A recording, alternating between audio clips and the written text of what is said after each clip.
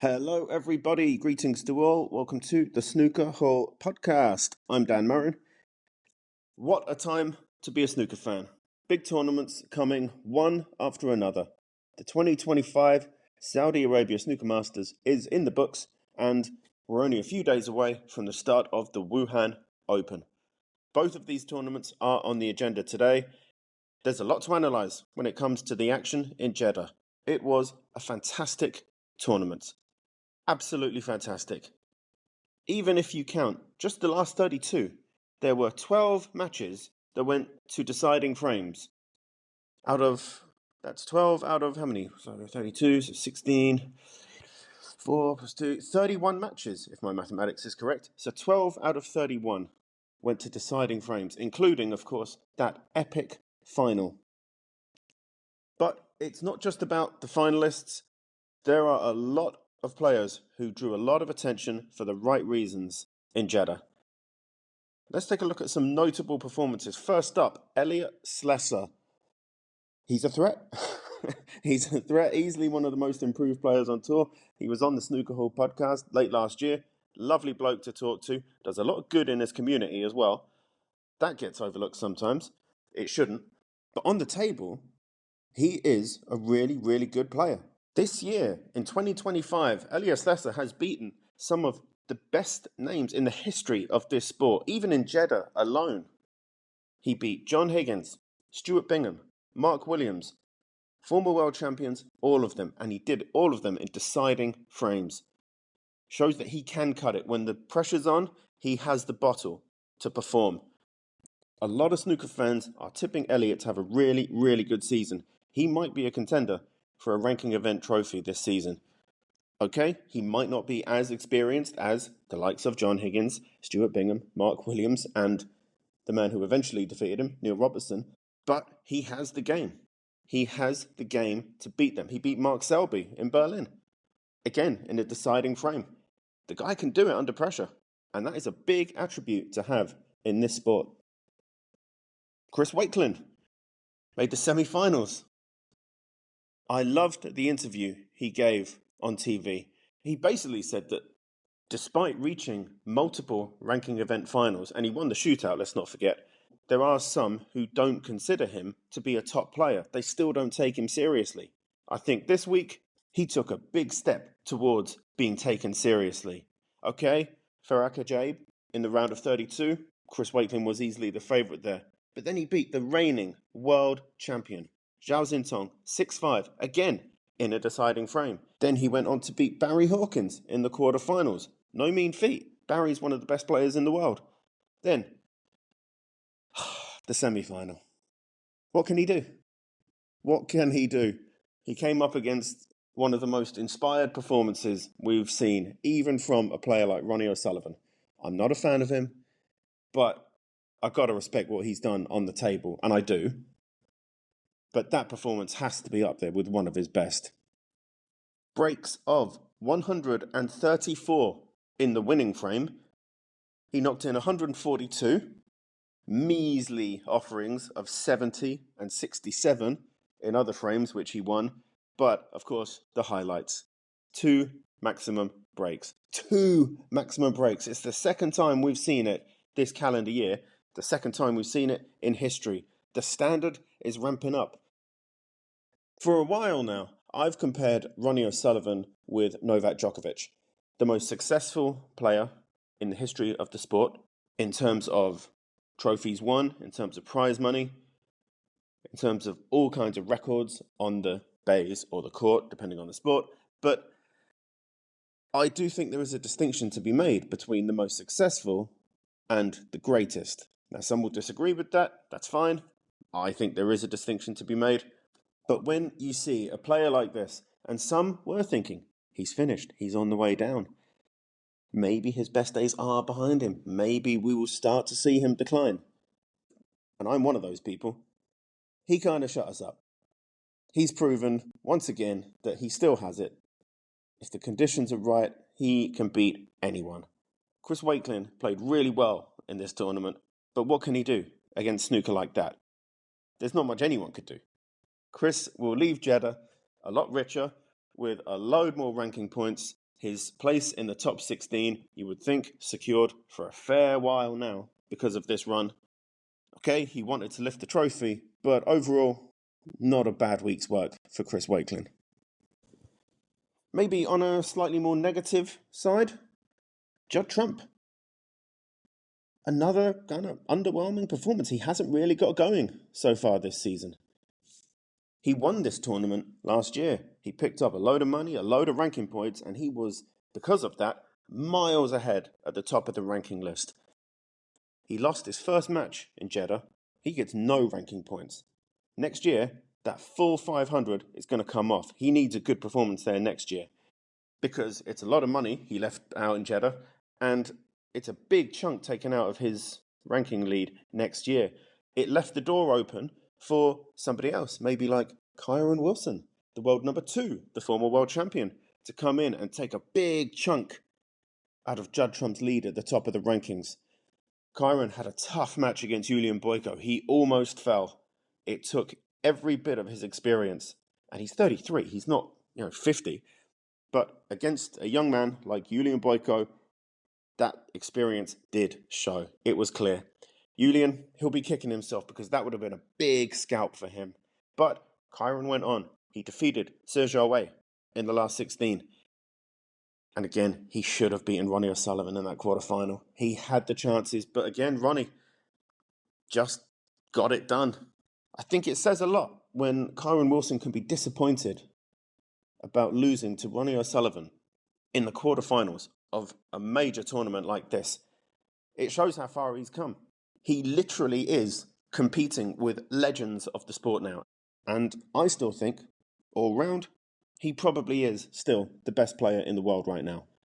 The man who defeated him, the aforementioned Ronnie O'Sullivan.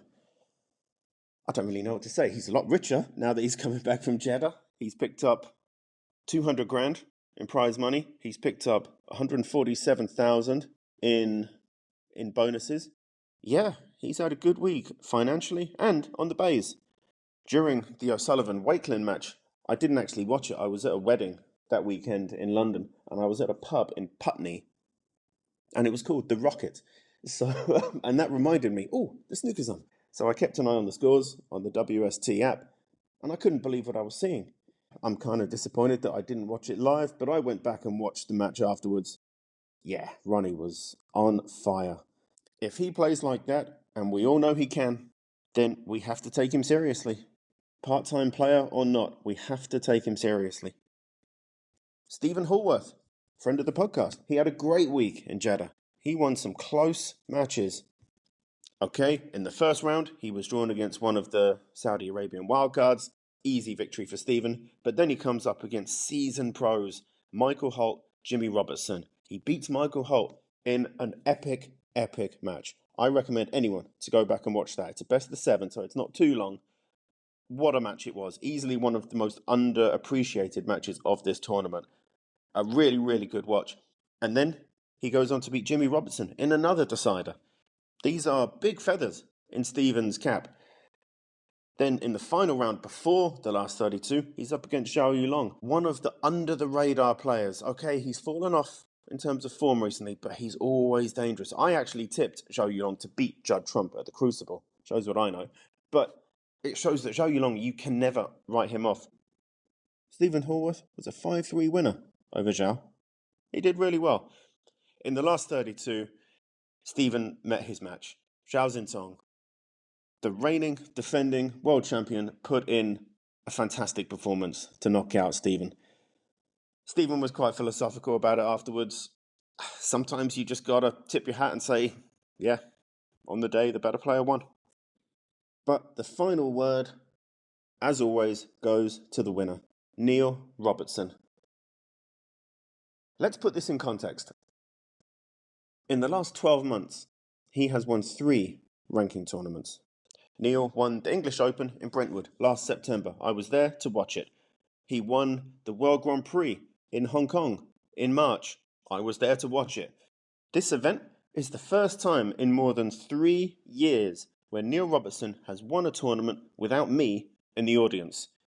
I was always a good luck charm for him. Whenever I go and see him, he goes and wins. So Neil has proven that he doesn't need me anymore, And that's fine. Yeah, anyway, not that funny. What also is not that funny for the other players is Neil's performance. When he's on it, he is so dangerous. During that final against Stuart Bingham at the World Grand Prix, okay, Stuart had some things going on, but the point is you can only beat the opponent put in front of you. On that day, it wasn't Stuart Bingham at 100%, and that's fine, but Neil was ruthless. A few times Stuart gave him a long part. He nailed it. And when Neil is in that zone, you can just tell the way he's playing. You can see it. When he's in that zone, he's almost unstoppable. I gotta say though, this might not be very popular, but there is a negative here. Neil Robertson was 7-2 up. He was easily the better player against Ronnie O'Sullivan. Did Neil see the finish line? Did he tighten up? I noticed a few times where he wasn't quite as attacking as he had been earlier in the match. It's almost like the football cliche. Go 1-0 up, sit on the lead. Make sure you can just hold on to... No, you can't do that against Ronnie O'Sullivan. You give him an opening. You show any kind of weakness. He's got the experience and he's got the ruthlessness to pounce and punish that. Honestly, I think Neil took his foot off the gas. Not in a complacency way, but I think he kind of wanted to just safely get over the line, and you can't do that against Ronnie O'Sullivan. There were a few negative shot choices. I have been a vocal critic of Neil Robertson's reliance on the dump shot, not the containing safety shot. That's a cop-out name. The dump safety shot. He has relied on it a lot, and I just think if you're doing something right and you're beating Ronnie O'Sullivan 7-2, just keep going. Like, what you're doing is working. Don't change. We saw it in the English Open final last season. He was miles ahead of Wuhan. But for some reason, he didn't maintain that pressure. It was a 9-7 victory for Neil in the end, but he needed a fluke at 8-7 to get in. There was every chance that could have gone to 8-all. Now, in that situation, he had an inexperienced opponent, a rookie, and he was able to use his experience of the occasion to build a big lead. That's fine. We saw it in the World Championship. He lost to Chris Wakelin in the first round. Once he got close to the finishing line, he took his foot off the gas. He stopped attacking, and I've compared it to boxing so many times. A boxer who has his or her opponent reeling, you don't hold back. You go for another punch. You go for, even if it's a jab, you go for it, but you try and kill the match right there. And Neil hasn't been doing that. The World Grand Prix final is an outlier because of the situation regarding Stuart Bingham at the time. But the English Open final against Wu Yiza, the match against Chris Wakelin at the Crucible, and now we've seen it again here. Maybe it's a bit strong to say that he was cruising, but he had a comfortable lead at 7-2, and he let that slip again. Sooner or later, that will come back to bite Neil, and it will cost him tournaments, because the standard of snooker being played on the tour right now is so high. The number of deciding frames we get, matches are closer than ever before. And to quote David Brent, if you're on the right path, just keep on walking. I think I have used the Dick Dastardly analogy comparing Neil Robertson. If Dick Dastardly were not so focused on hampering the other drivers in the wacky races, he'd win at a canter. And I kind of feel it's the same here. Okay, Neil got over the line in the end. But I think Neil will agree that it was a little bit too close for comfort. When you're 7-2 up, even against a snooker genius like Ronnie O'Sullivan, you got to see it out. And yeah, it was too close for comfort. But let's end on a positive. Neil Robertson, as I said, his third ranking event in 12 months. Like, this is Kyron Wilson levels recently. Kyron got a lot of praise for winning 4 last year. Neil won 2 last year. He's already won the biggest event of the season so far, and it will be the biggest event until the World Championship. This is a huge feather in the cap for Neil Robertson. This is a statement. I have to admit, I was someone who feared that he might not return to that kind of level, and he's proven me wrong. Yes, it's a cliche. Form is temporary. Class is permanent. And Neil Robertson is a classy snooker player. Aside from the fact that he's a Chelsea fan, he's clearly a really nice bloke. He's earned a lot of respect from his fellow pros, from a lot of people associated with the game, a lot of people around the game, the referees, the commentators, the journalists, hosts of independent podcasts like this one, like me. Yeah, he's earned respect from everyone. There's a reason for that. He plays well, he speaks well, he represents the sport well, and he's a gentleman. And apart from the players who fell to him on his path to victory in Jeddah, I don't think many will begrudge him a victory. As I said in the intro, the next event we have to look forward to is the Wuhan Open. It kicks off this weekend. There are some fairly high-profile names who won't be going to Wuhan, though. Let's take a look at some of the players who lost in qualifying. Wu Yize lost to Louis Heathcote. Okay, no shame in losing to Louis. Louis' a top player, and Louis has been in great form this season. But to see Wu Yize not at an event like that is kind of a surprise. A few players got through by the skin of their teeth. One of the qualifying matches I did watch was Elliot Slesser versus Oliver Lyons. Oliver Lyons, one ball away from qualifying, and it was a fairly routine blue. He missed it. Elliot cleared up the final three colours to nick it 5-4 in a decider. Fantastic match.